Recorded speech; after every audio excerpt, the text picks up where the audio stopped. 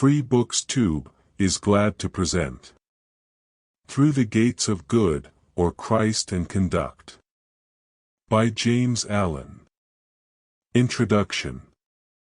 The genius of the present age in matters spiritual is toward simplicity, and the hunger of the human heart is for truth naked and uninvolved.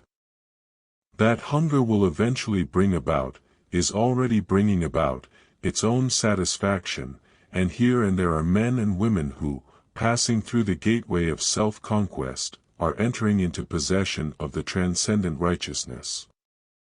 The closing years of the 19th century witnessed the culmination of formalism, and the spiritual reaction is now firmly established. Already, the end of old faiths and beginning of the new is discernible to all who have removed from their mental vision somewhat of the textual dust of dying creeds, and have penetrated, however faintly, that sublime region of truth which is discoverable only by practice, and which is made manifest by pure thoughts and holy deeds. The universal decay of effete religious systems which the world is witnessing today is matter for rejoicing. It is the death which precedes life. It is the passing away of the false in order that the true may be more fully revealed. The true can, at worst, but remain hidden. It endures. It remains forever. Its invincibility cannot be qualified, and he who has but one momentary glimpse of the true can never again be anxious for its safety. That about which men are anxious is the false, which they mistake for the true, and this, in spite of all their anxiety, must fade away at last. In the lives of all the great teachers we see a manifestation of that universal truth, the majesty and splendor of which is as yet but dimly comprehended by mankind, but which must, during the gradual transformation and transmutation which the accumulating ages shall effect, at last become the possession of all. That truth, as manifested by the teachers, was written by them, as it only can be written, in thoughts and deeds of the loftiest moral excellence which have been permanently impressed upon the mind of mankind by their embodiment in preceptual form.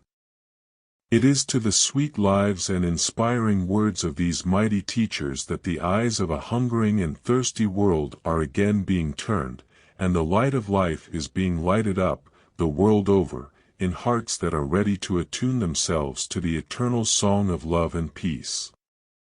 What religions have failed to do, religion will accomplish. What the priest has obscured, the spirit of truth in the heart of man will make plain, and the world is now finding spiritual healing and refreshment in turning away from traditional and historic accretions, and going back to the pure fountain of truth as revealed to them so simply, clearly and beautifully by their blameless teachers, and which had its inexhaustive spring within themselves.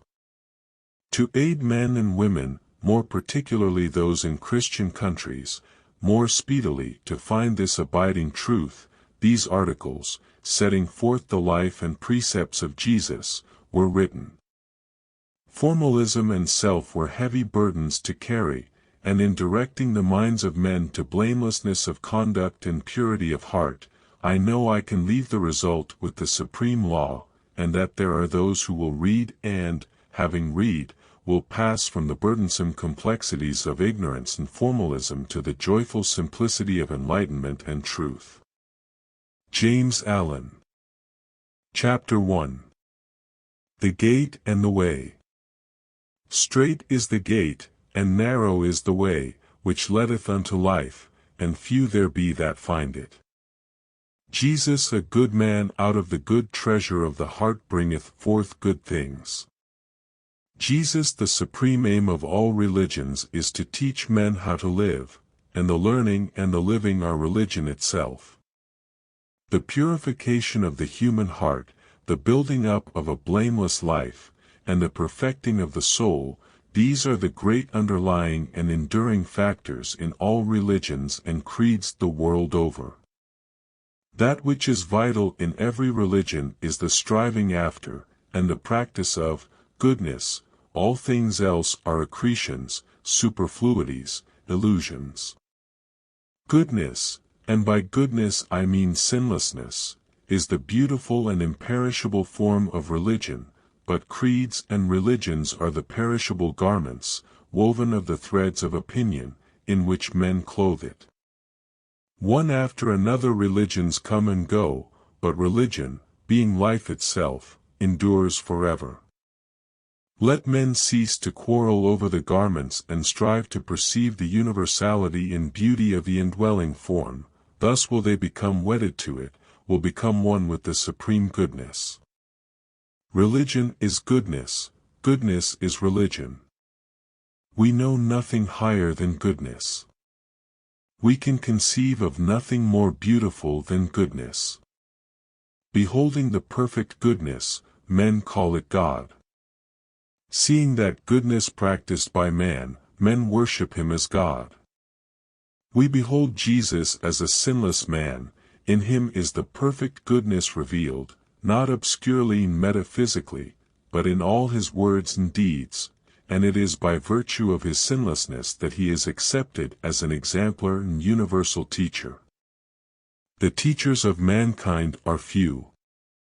1,000 years may pass by without the advent of such a one, but when the true teacher does appear, the distinguishing feature by which he is known is his life.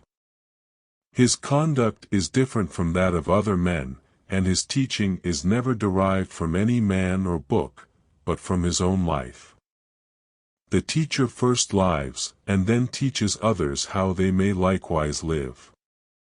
The proof and witness of his teaching is in himself, his life. Out of millions of preachers, one only is ultimately accepted by mankind as the true teacher, and the one who is thus accepted and exalted is he who lives. All the others are mere disquisitionaries and commentators, and as such they rapidly pass out of human ken. Jesus, the teacher, lived, in all its perfection, and in the face of the most adverse conditions, the divine life of love. He pursued the true life of goodwill, as distinguished from the false life of self-seeking, which the majority elect to follow. In him there was no element of selfishness, all his thoughts, words and acts being prompted by the spirit of love. To this spirit of love he so entirely subjected his personality that he became one with it, so much so that he literally became divine love personified. His complete victory over the personality was accomplished by obedience to the divine law of love within himself, by virtue of which he became divine, and his whole teaching is to the effect that all who practice the same obedience will realize the same divine life, will become consciously divine. The unalterable meekness, undying compassion, sweet forgiveness, and unending love and patience of Jesus are the themes of 1,000 hymns, the subject of millions of heartfelt prayers, and this is so because those qualities are recognized everywhere and by all men as being distinctively divine. To make the practice of these qualities the chief object of life constitutes religion. To deny them, and to continue to live in their selfish opposites, pride, condemnation, harshness, hatred, and anger, constitutes irreligion. Men everywhere, in their inmost hearts though they may deny it argumentatively, know that goodness is divine, and Jesus is worshipped as God, not for any claim he made, nor because of any miraculous circumstance connected with his life, but because he never departed from the perfect goodness, the faultless love. God is love, love is God. Man knows no God except love manifesting in the human heart and life in the form of stainless thoughts, blameless words, and deeds of gentle pity and forgiveness, and he can only know this God in the measure that he has realized love in his own heart by self-subjugation. The God which forms the subject of theological argument, and whose existence or non-existence men are so eager to prove, is the God of hypothesis and speculation. He who, by overcoming self, has found, dwelling within him, the supreme love, knows what that love is far beyond the reach of all selfish argument, and can only be lived, and he lives, leaving vain argument to those who will not come up higher. Having by obedience entered into full possession of the divine life, Jesus gave to the world certain spiritual rules, by the observance of which all men could become sons of God, could live the perfect life. These rules or precepts are so simple, direct, and unmistakable that it is impossible to misunderstand them. So plain and unequivocal are they that even an unlettered child could grasp their meaning without difficulty. All of them are directly related to human conduct and can be applied only by the individual in his own life.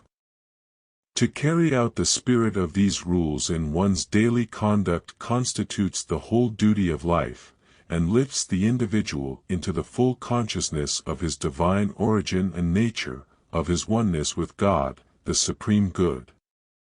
It is here, however, where the difficulty arises, for, although there are millions of men and women worshipping Jesus as God in a miraculous or metaphysical sense, there are really very few who believe in his precepts, and who attempt to carry them out in their life.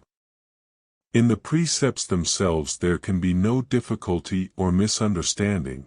All this lies in the unbelief of those who read the precepts. Men do not carry out the precepts of Jesus because they do not believe it possible to do so, and so they never try, whilst there are others who, believing it possible and necessary to carry them out, are not willing to make the personal sacrifices which those precepts demand. Yet, apart from the earnest striving to live out the teachings of Jesus, there can be no true life. To merely call Jesus Lord does not constitute discipleship, but to weave his words into the fabric of one's life, to put into execution his divine and self-perfecting precepts, this, and this only, constitutes discipleship. Let it be understood thus early that with the almost innumerable creeds which have been built upon the Hebrew Scriptures, I have absolutely nothing to do. I have to do entirely with the life and teaching of Jesus, and with the vital realities in the human heart to which that teaching is directed. I have to do with goodness, not with speculation, with love, not with theological theories, with self-perfection, not with fleeting opinions. Jesus was a supremely good man, this all men know, and to know this is all-embracing and all-sufficient. He has left precepts which, if a man will guide his conduct by them, will lead him unerringly to the supreme goodness. To know this is gladdening and glorious. A good man is the flower of humanity, and to daily grow purer, nobler, more godlike, by overcoming some selfish tendency, is to be continually drawing nearer to the divine heart. He that would be my disciple, let him deny himself daily, is a statement which none can misunderstand or misapply, howsoever he may ignore it. Nowhere in the universe is there any substitute for goodness, and until a man has this, he has nothing worthy or enduring.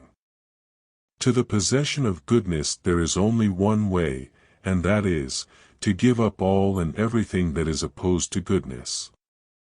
Every selfish desire must be eradicated, every impure thought must be yielded up, every clinging to opinion must be sacrificed, and it is in the doing of this that constitutes the following of Christ. That which is above all creeds, beliefs and opinions is a loving and self-sacrificing heart. The life of Jesus is a demonstration of this truth, and all his teaching is designed to bring about this holy and supreme consummation. To dwell in love always and towards all is to live the true life, is to have life itself. Jesus so lived, and all men may so live if they will humbly and faithfully carry out his precepts. So long as they refuse to do this, clinging to their desires, passions and opinions, they cannot be ranked as his disciples, they are the disciples of self. Verily, verily, I say unto you, whosoever committeth sin is the servant of sin, is the searching declaration of Jesus. Let men cease to delude themselves with the belief that they can retain their bad tempers, their lusts, their harsh words and judgments, their personal hatreds, their petty contentions and darling opinions, and yet have Christ. All that divides man from man, and man from goodness is not of Christ, for Christ is love. To continue to commit sin is to be a doer of sin, a follower of self, and not a doer of righteousness and a follower of Christ. Sin and Christ cannot dwell together, and he who accepts the Christ life of pure goodness, ceases from sin. To follow Christ means to give up all, in our mind and conduct, that antagonizes the spirit of love, and this, we shall find as we proceed, necessitates complete self-surrender, refusing to harbor any thought that is not pure, compassionate and gentle. The Christ spirit of love puts an end, not only to all sin, but to all division and contention. If I contend for an opinion, say, about the divinity of Jesus Christ, against the opinion of another as to his non-divinity, I at once create division and strife, and depart from the Christ, the spirit of love. When Christ is disputed about, Christ is lost. It is no less selfish and sinful to cling to opinion than to cling to impure desire. Knowing this, the good man gives up himself unreservedly to the spirit of love, and dwells in love towards all, contending with none, condemning none, hating none, but loving all, seeing behind their opinions, their creeds and their sins, into their striving, suffering and sorrowing hearts. He that loveth his life shall lose it. Eternal life belongs to him who will obediently relinquish his petty, narrowing, sin-loving, strife-producing personal self, for only by so doing can he enter into the large, beautiful, free and glorious life of abounding love. Herein is the path of life, for the strait gate is the gate of goodness, and the narrow way is the way of renunciation, or self-sacrifice. So strait is the gate that no sin can pass through, and so narrow is the way that he who essays to walk it can take with him no selfish thought as his companion. Chapter 2. The Law and the Prophets. Therefore all things whatsoever ye would that men should do to you, do ye even so to them, for this is the law and the prophets. Jesus, if thou wilt enter info life, keep the commandments. Jesus, the commandments and precepts of Jesus were given to men to be kept. This is so simple and self-evident a truth that there ought to be no necessity to state it, yet, after the precepts of Jesus have been before the world for nearly 1900 years, this necessity not only exists, but is very great. So widespread is the belief that the tasks embodied in the precepts are not only utterly impracticable, but altogether impossible of human accomplishment.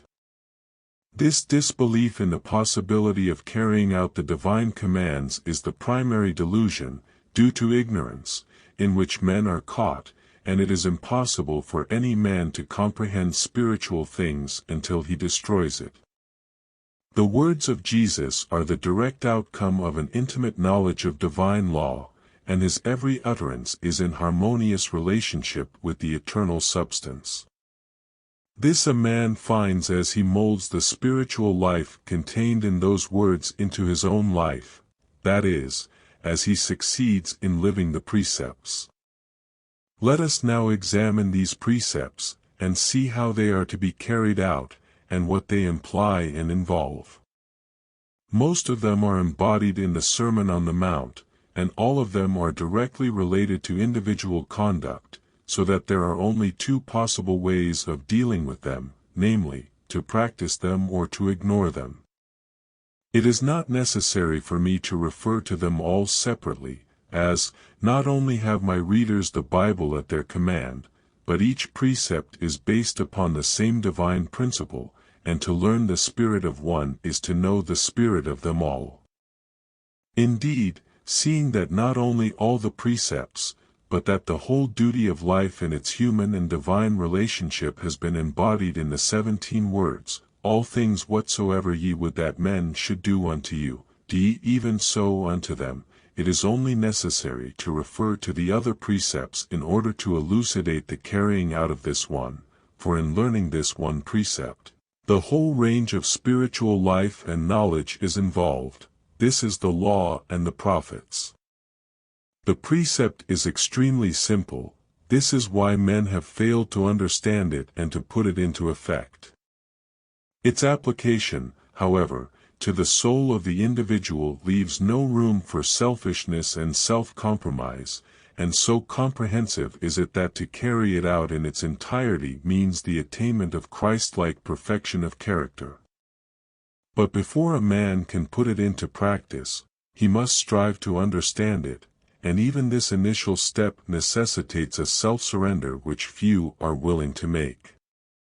A man can learn nothing unless he regards himself as a learner.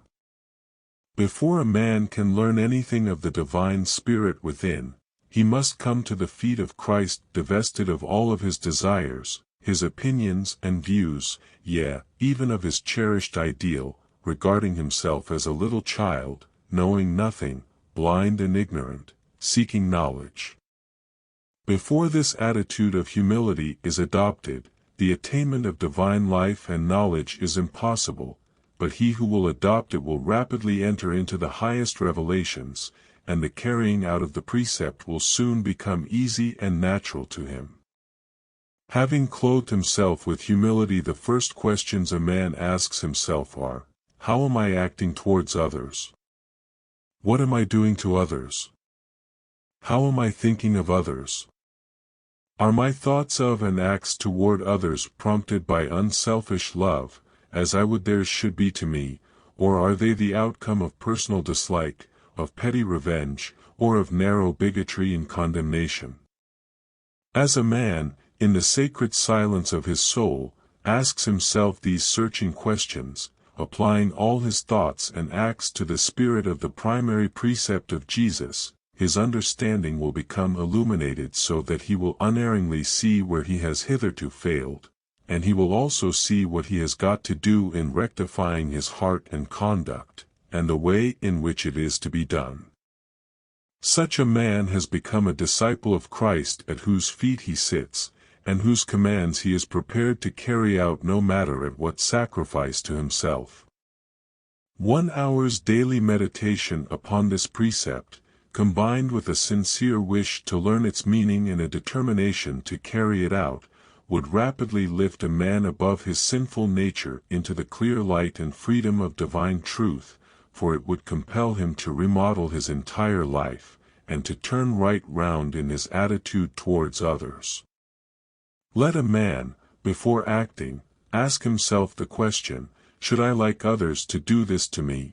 And he will soon find his way out of his spiritual darkness, for he will then begin to live for others instead of for himself, will adjust his thoughts and conduct to the principle of divine love, instead of blindly following his selfish inclinations. However others act towards him, he will begin to act towards all in a calm, quiet, forgiving spirit. If others attack his attitude, his beliefs, his religion, he will not retaliate, and will cease from attacking others, realizing that it is his supreme duty to carry out his divine master's commands, and the carrying out of those commands will demand the readjustment, not only of his thoughts and acts, but of every detail of his life, even down to his eating and drinking and clothing. As he proceeds in this new life, the teachings of Jesus will become luminous with a new light, vital with a new life, and he will feel that every precept is for him, and that he must carry them out, ceasing to accuse others because they do not carry them out. As he reads the words, "Judge not," he will know that he must cease from all harsh and unkind judgment, that he must think kindly of all, just as much so of those who are unkind to him as of those who are kind to him, that if others judge and condemn him, he must not do so to them, and, putting aside all personal considerations, must deal with them in the spirit of equity, wisdom and love. It will thus be seen that even in carrying out the one simple precept, judge not, a man must necessarily rise above much that is merely personal and selfish, and will develop unusual spiritual strength. This course of conduct, diligently pursued, will lead to the observance of the precept, resist not evil, for if a man ceases to judge others as evil, he will cease to resist them as evil. Of late years much has been written about non-resistance to evil, but he who would comprehend the spiritual significance of this, or indeed of any precept, must not rest content with mere dialectic definitions of it, but must assiduously practice it. He can only find its meaning by doing it. And in the doing of this precept, a man will destroy in himself the eye of evil, and in its place he will learn to look through the eye of good, the eye of truth, when he will see that evil is not worth resisting, and that the practice of the good is supremely excellent. Whilst a man is engaged in resisting evil, he is not only practicing the good, he is actually involved in the like passion and prejudice which he condemns in another, and as a direct result of his attitude of mind, he himself is resisted by others as evil. Resist a man, a party, a law, a religion, a government as evil, and you yourself will be resisted as evil. He who considers it as a great evil that he should be persecuted and condemned, let him cease to persecute and condemn.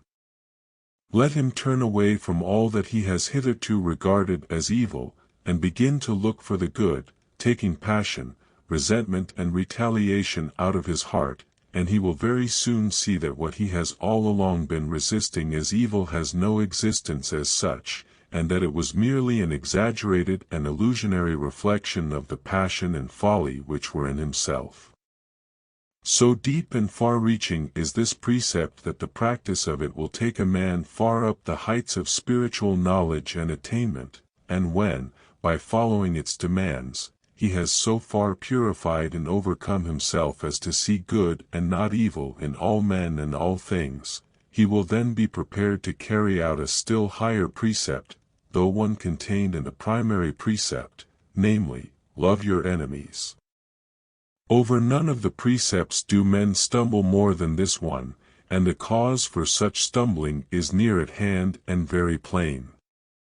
It is to be expected that men who regard fighting, retaliation, and hatred towards their enemies as indications of nobility of character should look upon this precept as not only an impracticable, but a very foolish command.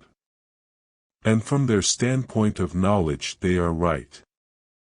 If man be regarded as a mere animal cut off from the divine, those fierce, destructive qualities which are esteemed noble in the beast, are noble in man. To such men, living in their animal qualities and instincts, meekness, forgiveness and self-denying love appear as cowardice, effeminacy and weak sentimentality.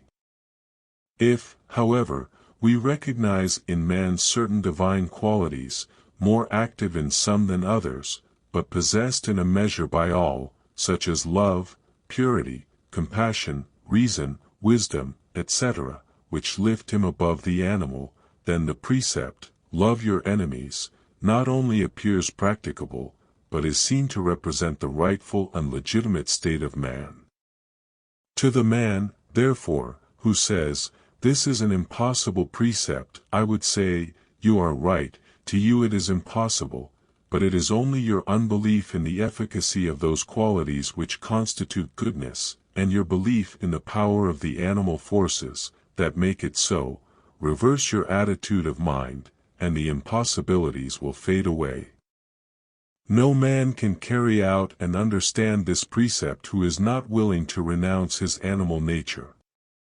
He who would find the Christ, the pure Spirit of truth, must cease to warp and blind his spiritual vision by flattering his feelings and passions.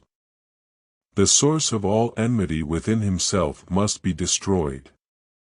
Hatred is none the less hatred when it is called dislike. Personal antipathies, however natural they may be to the animal man, can have no place in the divine life. Nor can a man see spiritual things or receive spiritual truths while his mind is involved in malice, dislike, animosity, revenge, or that blind egotism which thinks, I, in my views, am right, and you are wrong.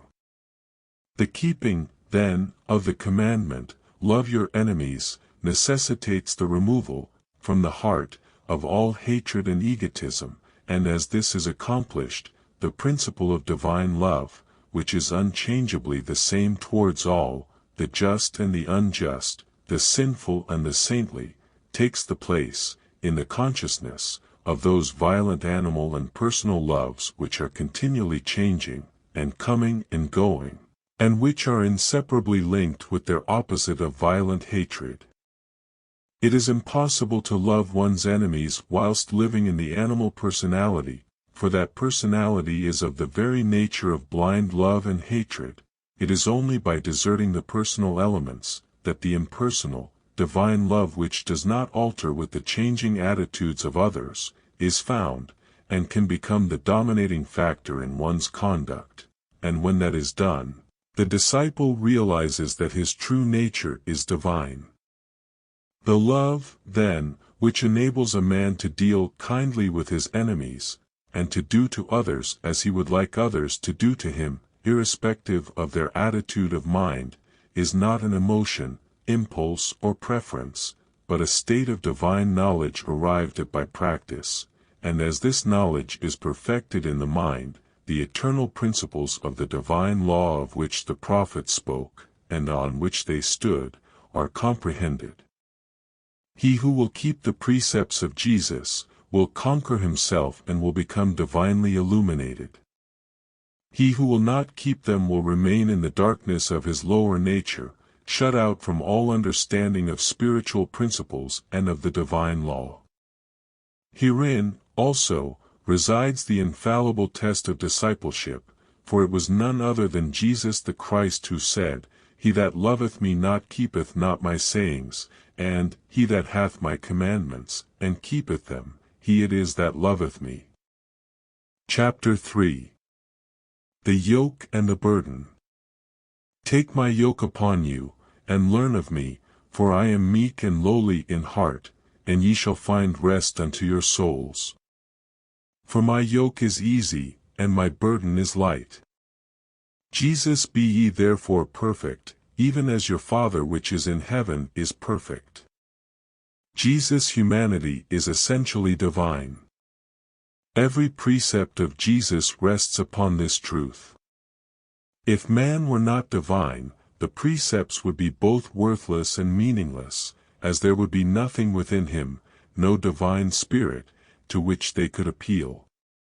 The very fact that man is capable of loving his enemies, and of returning good for evil, is an attestation of his inward and essential divinity. If sin were man's natural and rightful condition, it would be right that he should remain in it, and there would be no necessity to exhort him to virtue and holiness, for it would be impossible for him to act otherwise than in accordance with his original nature. Whenever men exhort their fellows to virtue, nobility of action, purity of thought, and unselfishness, they unconsciously assert and emphasize man's originally divine nature, and proclaim, though perhaps they know it not, his superiority to sin, and his godlike power to overcome it. So long, however, has man dwelt in the habitations of sin, that he has at last come to regard himself as native to it, and as being cut off from the divine source, which he believes to be outside and away from him. He has thereby lost the consciousness and knowledge of his own divinity, of his essential oneness with God, the Spirit of good. Humanity at present is in the position of the prodigal son, wandering in the far country of sin, and attempting to live upon the swinish husks of base desires and false beliefs, and every divine precept and command is a call to man to return to his Father's house, his original innocence, and to recover and re-establish the knowledge of his substantial oneness with the divine. The whole of the teaching of Jesus is an exhortation to men to do as he did, to live as he lived. He thereby recognizes and affirms the inherent equality of humanity with himself, and in declaring, "I and my Father are one," he speaks not alone for himself but for all men. The difference between the life of Jesus and that of other men is not arbitrarily imposed, nor does it exist in essentiality, it is self-imposed and exists in individual choice. Jesus fully recognized his oneness with the Father, the divine source, and lived consciously in that oneness. Other men, speaking broadly, not only do not recognize their oneness with the divine, but do not believe it. It is therefore impossible for them, by virtue of their unbelief, to rise to the dignity and majesty of the divine life. Whilst a man regards himself as being the creature of sin, believing himself to be originally degraded, he must necessarily remain degraded, and subject to sin, but let him realize that he is originally divine, that he is not, never was and never can be, cut off from the divine except in his own ignorance and willful choice, and he will at once rise above sin, and commence to manifest the divine life. Man is primarily a spiritual being, and as such, is of the nature and substance of the eternal Spirit, the unchangeable reality, which men call God. Goodness, not sin, is his rightful condition, perfection, not imperfection, is his heritage, and this a man may enter into and realize now if he will grant the condition, which is the denial or abandonment of self, that is, of his feverish desires, his proud will, his egotism and self-seeking, all that which St. Paul calls the natural man. In the Sermon on the Mount, Jesus describes the way of action and thought by which the divine life is to be lived, and after having laid down the whole duty of man as a spiritual being, a son of God, he exhorts men to live as becomes their divine relationship, in the words, "Be ye therefore perfect, even as your Father which is in heaven is perfect." In sounding this high call to perfection, Jesus, far from commanding an impossibility, merely urges men to live their true life of divine perfection, and to give up their false life of self-seeking in sin. The yoke which Jesus calls upon men to take upon themselves is the yoke of obedience to the divine nature which is in every man, no longer obeying the lower desires and impulses, and the burden is the burden of a sinless life. Such a yoke is easy because it entails no suffering, and such a burden is light, for it is relieved of the weight of sorrow, anxiety and fear. It is the life of self-seeking which is so uneasy, while the burden of sin, even of the mildest forms of sin, is heavy and wearisome. To know the truth of this, a man has only to look around upon the world, and then within his own soul. Jesus recognized the divine in all men, even those called evil, and he dwelt upon it and reiterated it. The idea of man being innately degraded, a lost creature, incapable of lifting himself to the heights of goodness and righteousness, nowhere enters into either the words, conceptions, or teaching of Jesus. On the other hand, the whole of his teaching affirms and emphasizes man's innate goodness, and his unlimited capacity for practicing goodness. When he says, "Condemn not and ye shall not be condemned, forgive and ye shall be forgiven, give and it shall be given unto you, good measure pressed down, shaken together, and running over shall men give into your bosoms," he plainly tells us that if we will only put away all resentment, and treat others with kindness, forgiveness and gentle consideration, We shall then find that men are so intrinsically good that they will heap kindnesses without number upon us.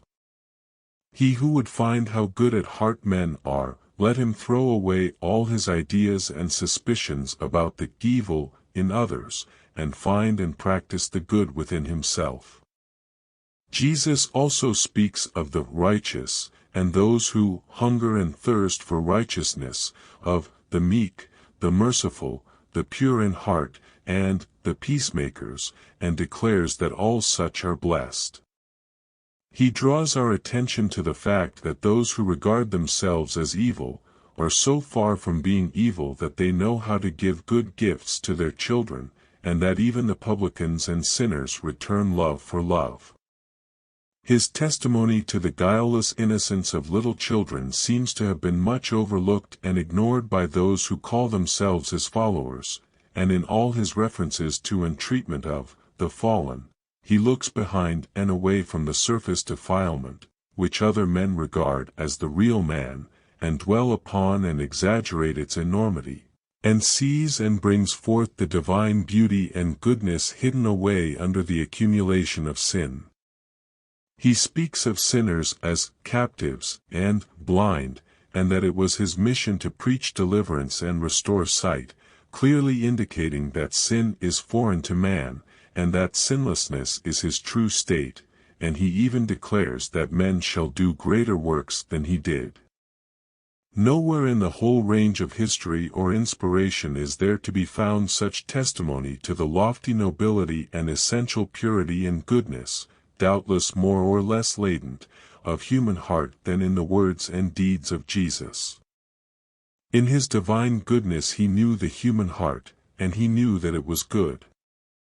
Man has within him the divine power by which he can rise to the highest heights of spiritual achievement, by which he can shake off sin and shame and sorrow, and do the will of the Father, the supreme good, by which he can conquer all the powers of darkness within, and stand radiant and free, by which he can subdue the world, and scale the lofty pinnacles of truth.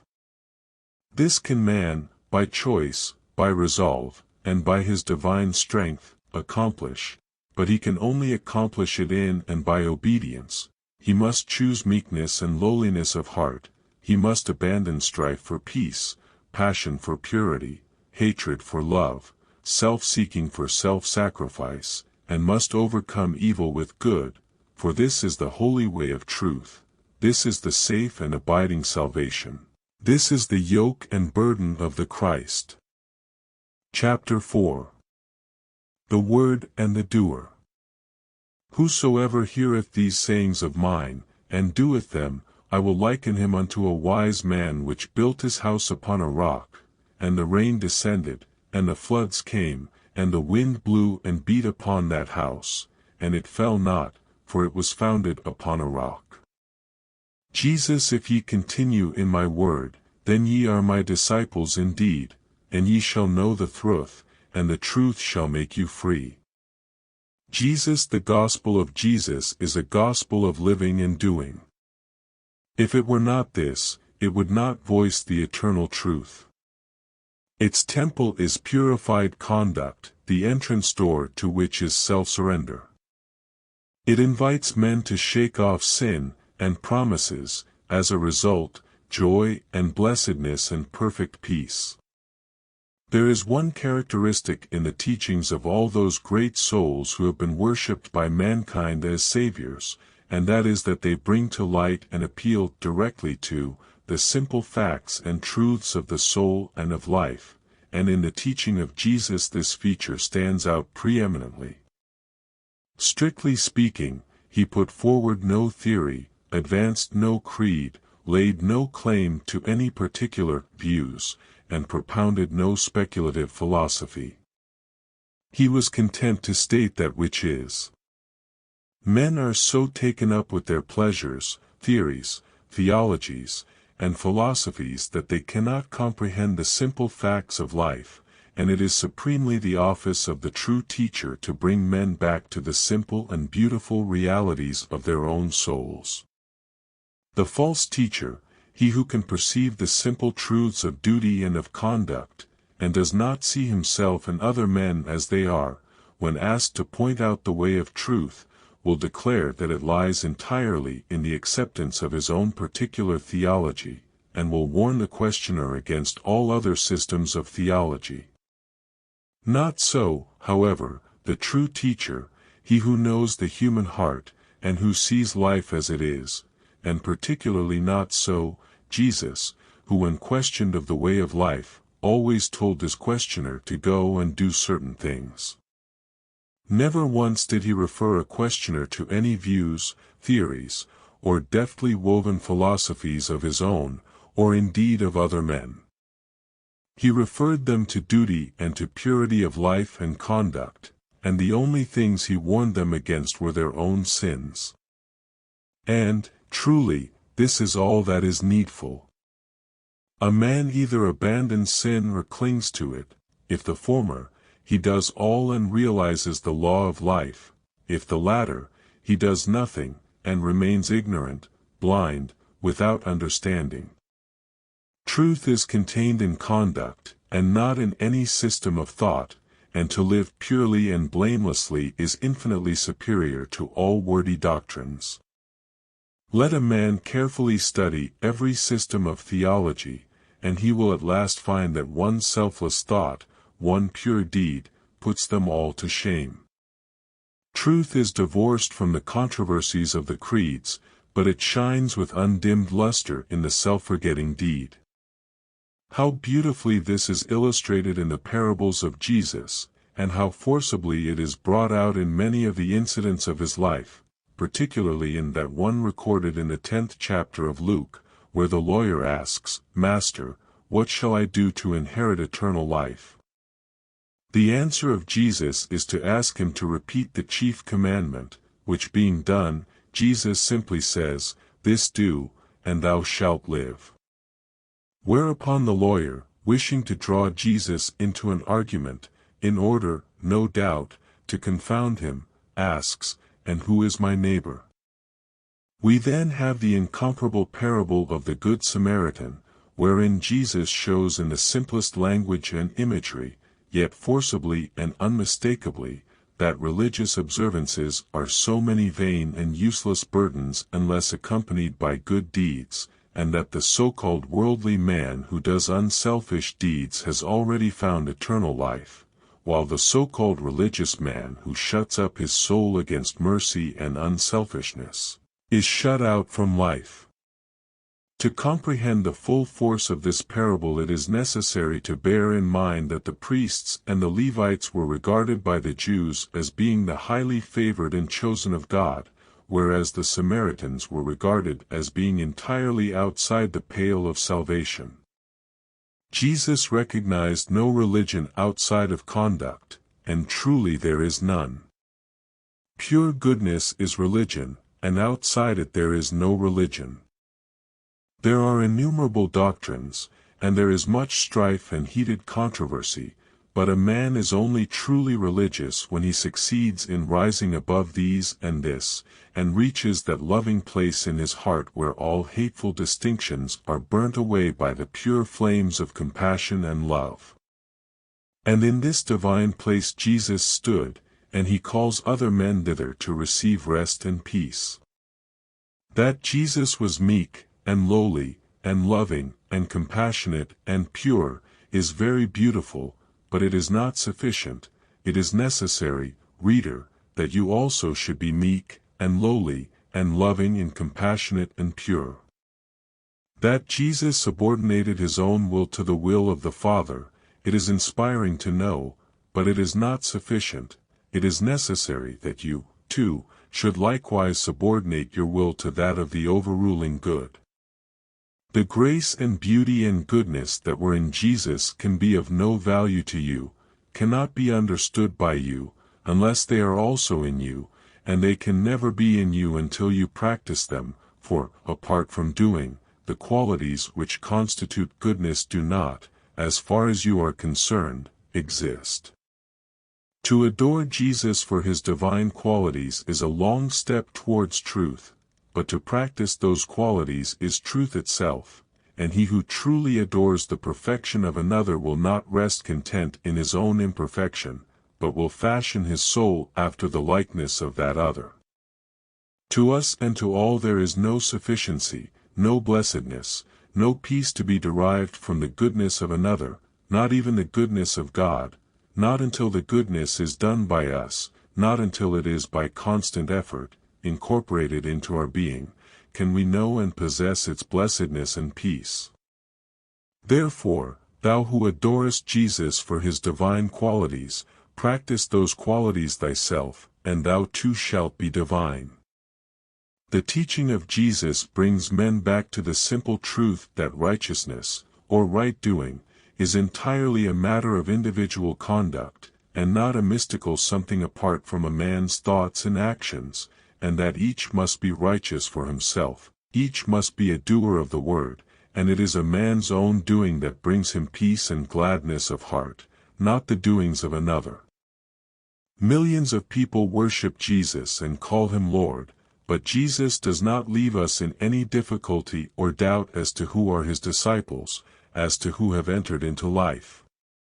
His words are directness and simplicity itself. Not every one that saith unto me, Lord, Lord, shall enter into the kingdom of heaven, but he that doeth the will of my Father which is in heaven.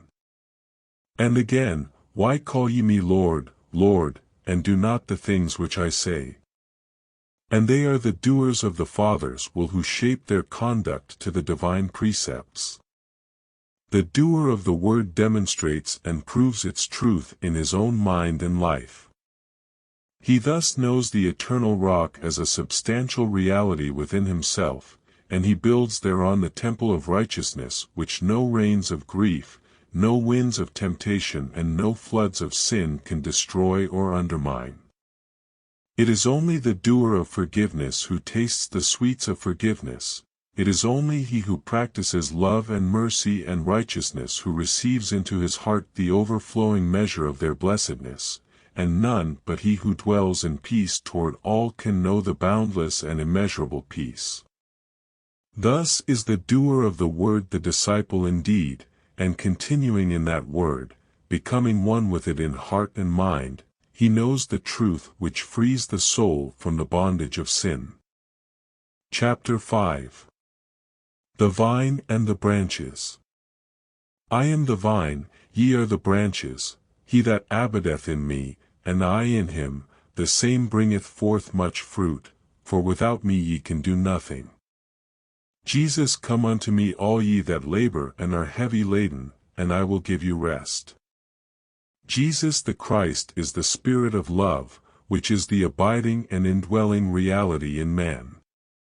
Yet though its perfected temple is the human form, and it can only visibly and consciously manifest itself in and through the human personality, it is impersonal in its nature, is a universal and eternal principle, and is at once the source and the substance of life. In this principle of love, all knowledge, intelligence, and wisdom are contained, and until a man realizes it as the one vital reality of his being, he does not fully comprehend the Christ. Such glorious realization is the crown of evolution, the supreme aim of existence. Its attainment is complete salvation, emancipation from all error, ignorance, and sin. This principle is in all men, but is not manifested by all, and it is not known and manifested by men because they continue to cling to those personal elements which obscure its presence and power. Every personal element in human nature is changeable and perishable, and to cling to them is to embrace negations, shadows, death. In the material world, an object cannot be perceived until all intervening obstacles are removed, and in the spiritual region an abiding principle cannot be apprehended until every impermanent element is relinquished. Before a man can know love as the abiding reality within him, he must utterly abandon all those human tendencies which frustrate its perfect manifestation. By so doing he becomes one with love, becomes love itself. He then discovers that he is, and always has been, divine and one with God. Jesus, by his complete victory over the personality, realized and manifested his oneness with the Supreme Spirit, and, subordinating his entire nature and life to impersonal love, he became literally an embodiment of the Christ. He is therefore truly called the Christ. When Jesus said, "Without me ye can do nothing," he spoke not of his perishable form, but of the universal spirit of love of which his conduct was a perfect manifestation, and this utterance of his is the statement of a simple truth, for the works of man are vain and worthless when they are done for personal ends, and he himself remains a perishable being, immersed in darkness and fearing death, so long as he lives in his personal gratifications. The animal in man can never respond to and know the divine, only the divine can respond to the divine. The spirit of hatred in man can never vibrate in unison with the spirit of love, love only can comprehend love, and become linked with it. Man is divine, man is of the substance of love, this he may realize if he will relinquish the impure, personal elements which he has hitherto been blindly following, and will fly to the impersonal realities of the Christ Spirit, and these realities are purity, humility, compassion, wisdom, love. Every precept of Jesus demands the unconditional sacrifice of some selfish, personal element before it can be carried out. Man cannot know the real whilst he clings to the unreal, he cannot do the work of truth whilst he clings to error.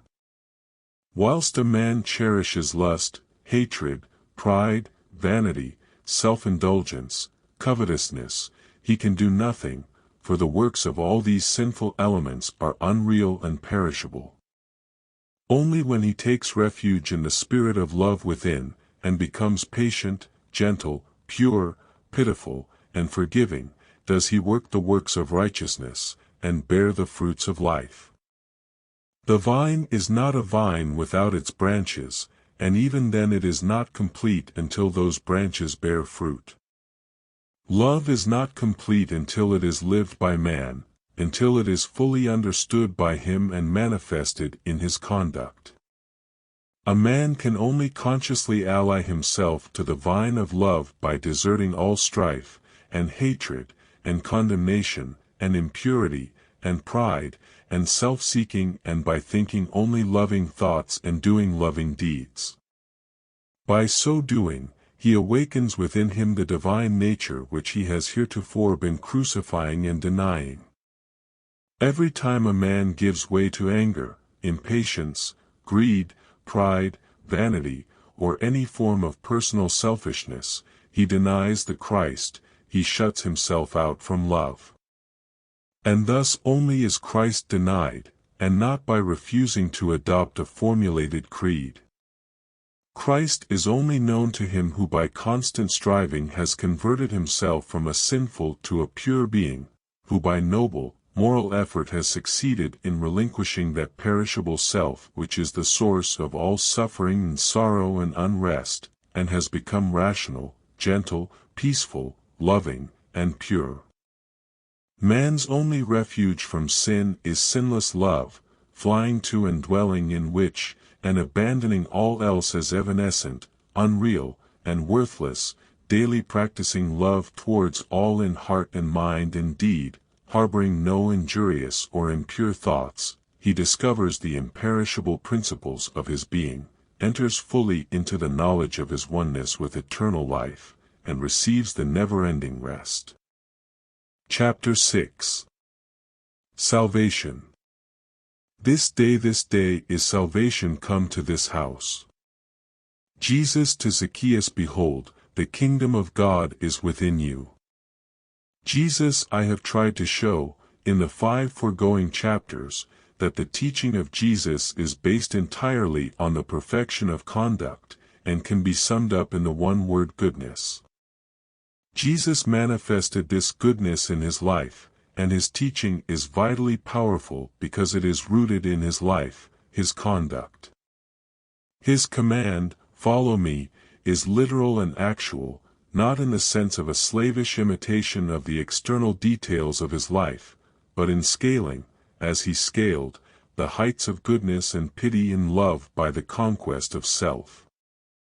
The glory of his teaching is embodied in his precepts, as the splendor of his life is wrapped up in them, and he who adopts those precepts as the guides of his life will so perfect his conduct by purifying the inward springs of thought and action as to become a spiritualized and sinless being, fulfilling the whole duty of life and the purpose of existence. Herein also is contained complete salvation, namely, freedom from sin. The word salvation is only mentioned by Jesus twice, and only one of these utterances, that to Zacchaeus, can be said to have any vital significance for us, yet in that one brief statement we are fully enlightened as to its meaning by virtue of its pointed application to the altered conduct of Zacchaeus. This man, we infer, had hitherto been hard, exacting, and grasping, but though he had not yet seen in person the new teacher, his message had reached his ears, and he had opened his heart to the good news that man can and should repent, and abandon selfish and sinful practices for good and sinless conduct. And this he had done, and, having proved its blessedness, no wonder that when Jesus came to his house he received him joyfully, and told him how he had abandoned wrongdoing for right doing, evil for good, the selfish for the unselfish life. Jesus did not inquire into the religious views of Zacchaeus, did not impose upon him any change of view or opinion, did not demand that he believe anything about Jesus as being the Messiah, the Son of God, etc. Zacchaeus had changed his conduct, had completely turned round in his attitude toward others, had abandoned greed for generosity, extortion for charity, honesty for dishonesty, selfishness for unselfishness, evil for good, and this was sufficient, as Jesus declared in the words, "This day is salvation come to this house." The only salvation recognized and taught by Jesus is salvation from sin, and the effects of sin, here and now, and this must be old selfishness, the old life of self, in any or every shape. Only by doing this, and turning to the new life of gentleness, and purity, and humility, and unselfish love, can a man be said to be saved from sin, and then he is saved indeed, for, no more practicing it, it can trouble him no more. Herein also is heaven, not a speculative heaven beyond the tomb, but a real, abiding, and ever-present heaven in the heart, a heaven from which all the hellish desires and moods and sufferings are banished, where love rules, and from which peace is never absent. Good news indeed is that message of Jesus which reveals to man his divine possibilities, which says in substance to sin-stricken humanity, "Take up thy bed and walk," which tells man that he need no longer remain the creature of darkness and ignorance and sin if he will but believe in goodness, and will watch and strive and conquer until he has actualized in his life the goodness that is sinless. And in thus believing and overcoming, man not only has the guide of that perfect rule which Jesus has embodied in his precepts, he has also the inward guide, the Spirit of truth in his own heart, the light which lighteth every man that cometh into the world, which, as he follows it, will infallibly witness to the divine origin of those precepts. He who will humbly pass through the gate of good, resolving that every element of his nature that is not pure and true and lovable shall be abandoned, that every violation of the divine precepts shall be abolished, to him, faithful, humble, true, will be revealed the sublime vision of the Perfect One, and, day by day purifying his heart and perfecting his conduct in accordance with his vision, he will sooner or later rise above all the subtleties of his lower nature, will wash away every ignominious stain from his soul, and realize the perfect goodness of the eternal Christ. The End. Copyright 2022 by Free Books Tube. Thank you for listening. Please consider to subscribe, like, and share, to help the channel growth, new videos on a daily basis.